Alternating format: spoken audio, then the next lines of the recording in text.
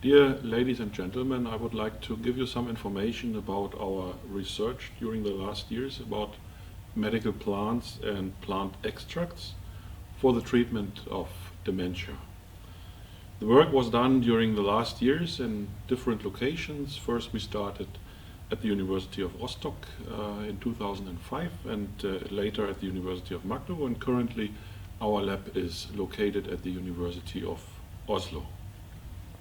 The research that we have done the last years was financed by different companies, and we invested quite a number of euros for this.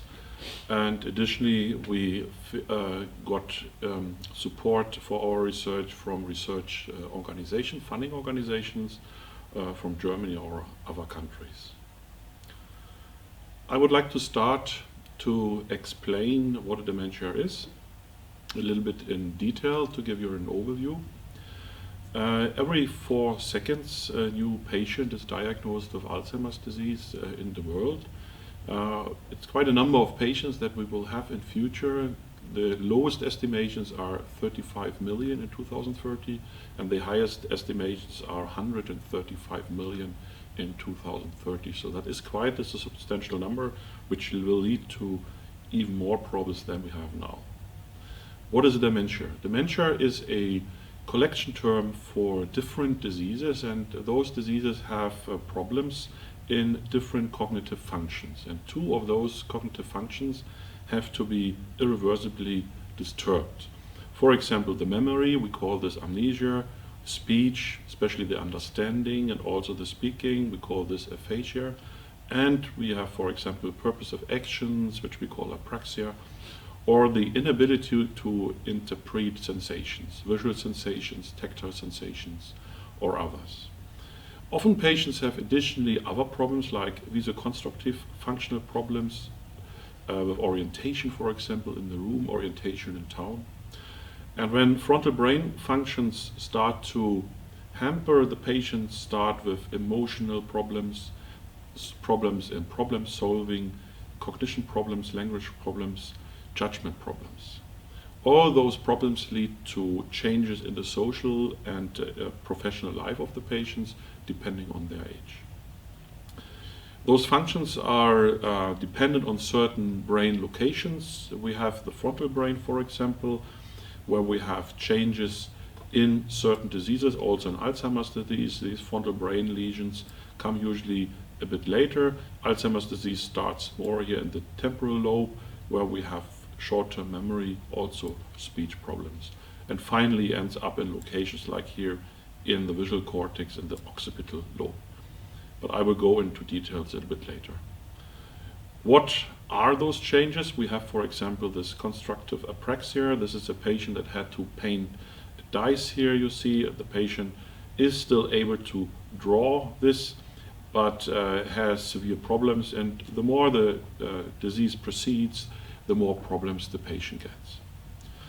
Agnosia is very interesting and something that can be explained also to the relatives. These are problems with sensory organs. The organ itself is working normally, but the brain cannot cope with the information that it produces, for example, by the eyes.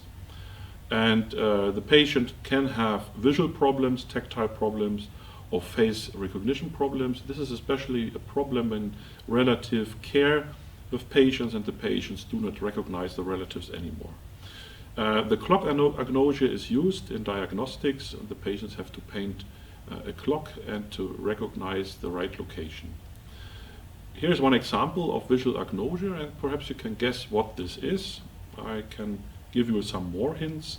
You have this here. What could this be? Do you have any idea? This is a giraffe in front of a window. Now, this is what the patients feel. So they have a problem in recognizing what is what. It's the same than you would be localized in a town where the street names are written in another language and you can not read this, for example, in China or somewhere else. And we use this with patients. The patients get this kind of images to recognize and say, what is this actually? Some of these examples are used nowadays. If you want to protect your homepage against intruders, digital intruders, then you usually find these password possibilities, and additionally you have to choose pictures from cars, for example, or pedestrians, path, or buses to prove that you are a human. So this is one of the higher human functions that we have. The same is in our example here. What is this? This is a Mexican on a bicycle. So if you know what it is, it's very easy.